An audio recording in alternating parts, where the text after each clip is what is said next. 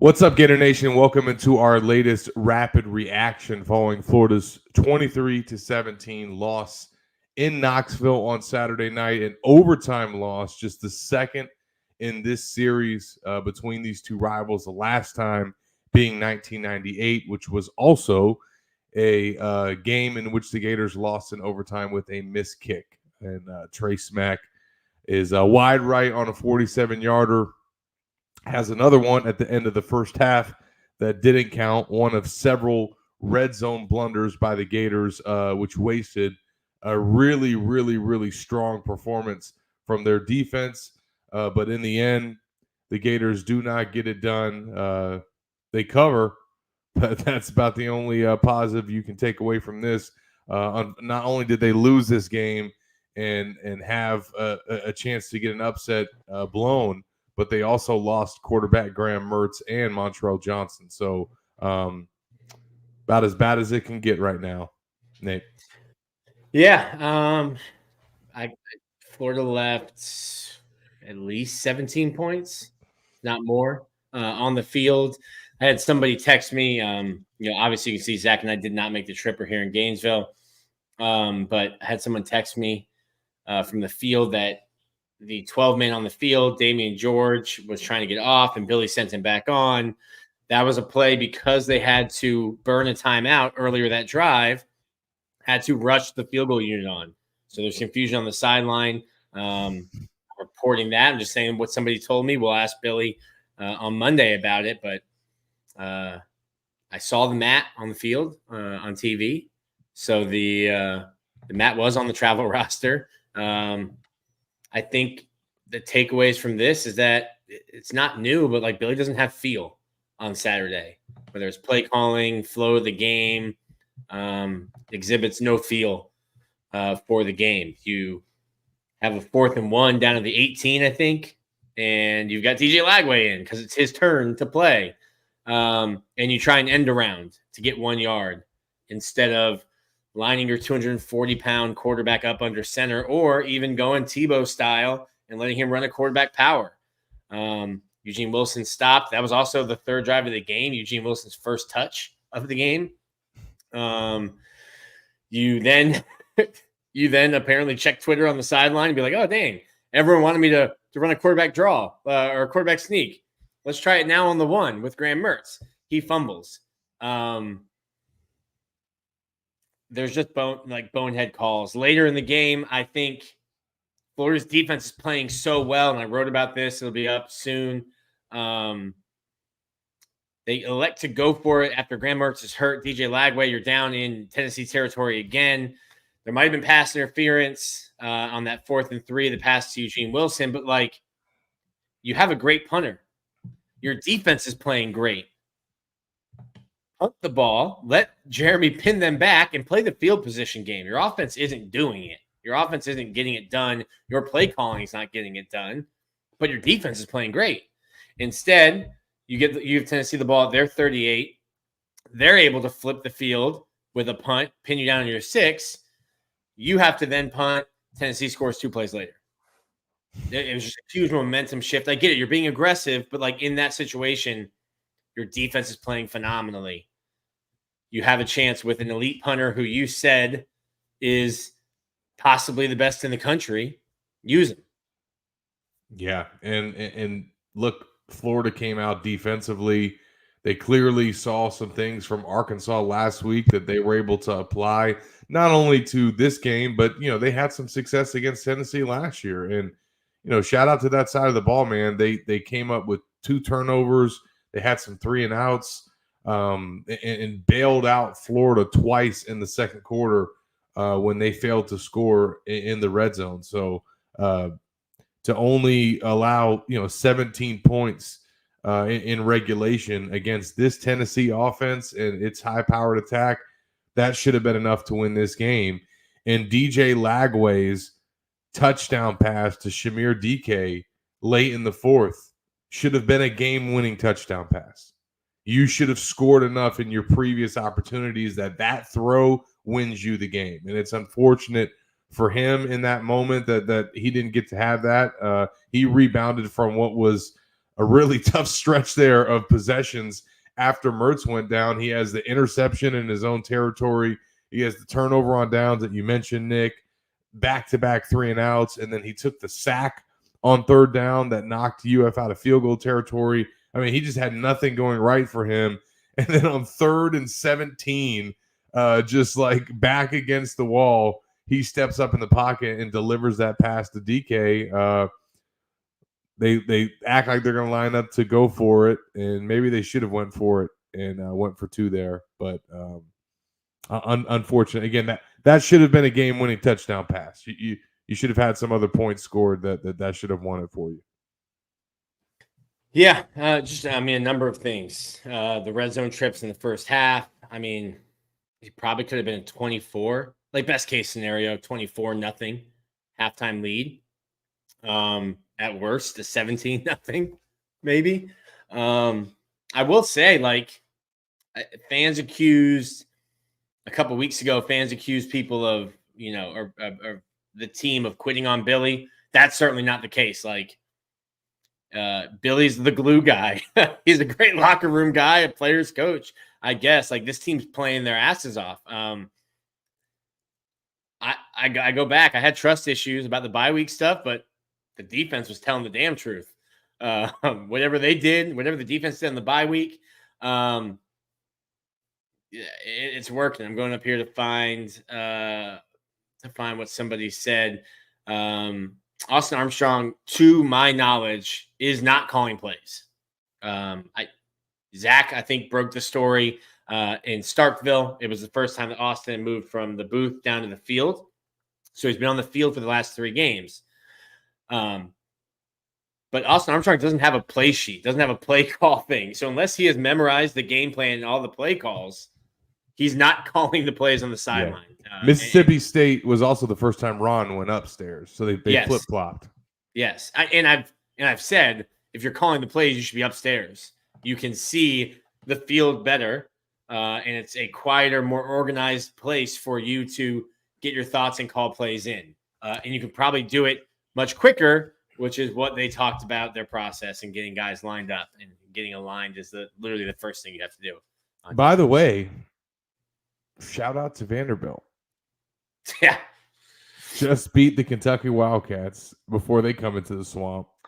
Just 2 basement teams playing next week at 7:45. I'm going to see if there are any updates as we're joining you guys here tonight. But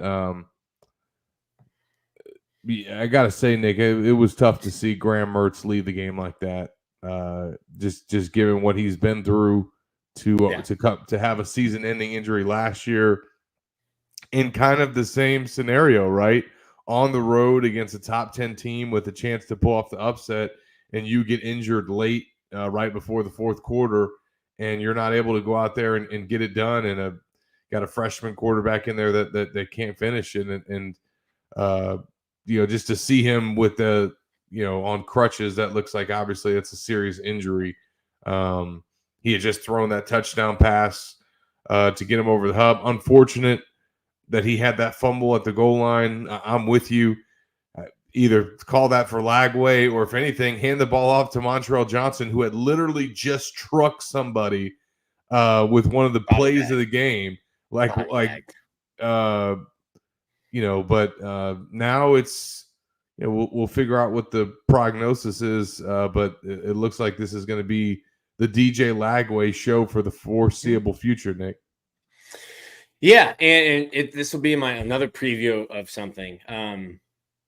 Nico Amalievia, I don't know how to say it. Nico looked like a redshirt freshman tonight. Looked like a freshman.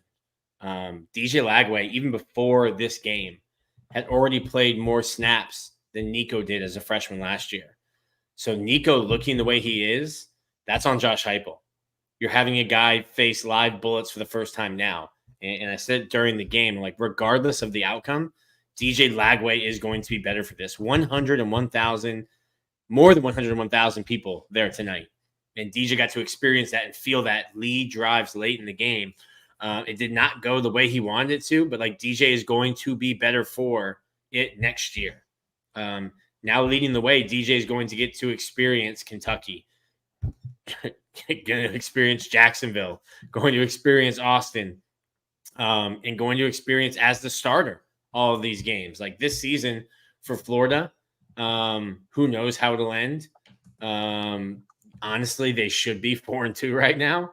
I put a lot of that on Billy, me personally. I'm sure I'm not putting words in your mouth, Zach, but certainly the chat here is agreeing with that. But I think Florida will be better for it in 2025. And that's a huge difference. I give Billy Napier credit. Like you're taking Graham Mertz. I know fans think that DJ Lagway is better. He's certainly more talented. I think Graham Mertz probably gives you a better chance to win right now, just with some of his experiences and tangibles. You're going to go through bumps and bruises with DJ Lagway. He's going to throw a lot of interceptions because, as you can see, he trusts his arm and he plays with a lot of confidence. So it's going to be fun. It's going to be frustrating at times, but it's going to be fun watching DJ Lagway. But I honestly just feel sick for Graham. If it is a season-ending injury, we don't know yet. But if it is, that's just a brutal way for him to have his career end. Yeah.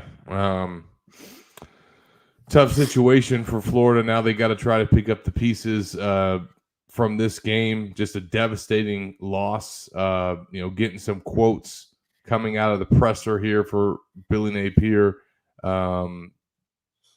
Talking about a few things. He says the penalty at the end of the first half that negated the Trey Smack field goal was a substitution error where a player stayed on the field that should not have. As Nick pointed out, that was Damian George.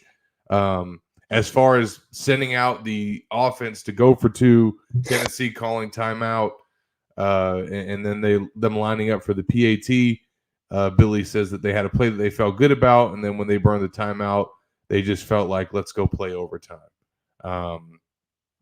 But as he says, the tail of the tape is the missed opportunities in the first half. Nick, is there one that you really hang your hat on that is just was the most back-breaking blunder that they had in that first half, whether it be the jet sweep call with Eugene Wilson? I guess the Graham Mertz fumble wasn't a fourth down, but it was in the red zone, and then obviously the issue on the penalty with 12 men on the field. Was there one that is that worse than the other? 12 men stands out. I get the anger, but I'm not surprised at all by the jet sweep on 4th and 1. I'm not surprised at all about calling the sneak with Graham Mertz instead of bringing DJ Lagway in or handing to Johnson. Not surprised at all about that stuff. If someone can find a clip of it, then I'll give you $5, but I've never said I thought Billy Napier was a great Saturday game planner, game or play caller. I just think it showed up again today. It's none of that stuff. I get it being angry about it, but it's not surprising. Special teams have been really good. You're right. And special teams have been really good this year. And that's, if you just don't have 12 men on the field, that, like you said, that DJ Lagway pass to Chim is for the win, not to tie the game. Yeah. And then you have him. Now he's out there missing a 47-yarder, which ended up being inconsequential because even if he makes that kick, Tennessee went right down the field anyway and scored a touchdown. Just really unfortunate for Florida to come into this game as 15.5-point underdogs, the biggest spread that Tennessee had in this rivalry series since at least 1997, probably a little bit farther than that, maybe since 1990 or something when they blew the Gators out in Knoxville. But it wasn't a blowout tonight. Florida had this game. They dominated the first half defensively, gave up some drives in the second half, but overall they did enough to win. Florida won, the total yardage. They had an advantage in a couple other statistical categories, but in the end, they lose the only one that matters, and that's the final score. And now they try to move forward with a freshman quarterback, potentially also a young backfield as well, depending on what the injury is to Montreal Johnson. At least they've got it figured out on defense, seemingly. But now it's Kentucky time, Nick.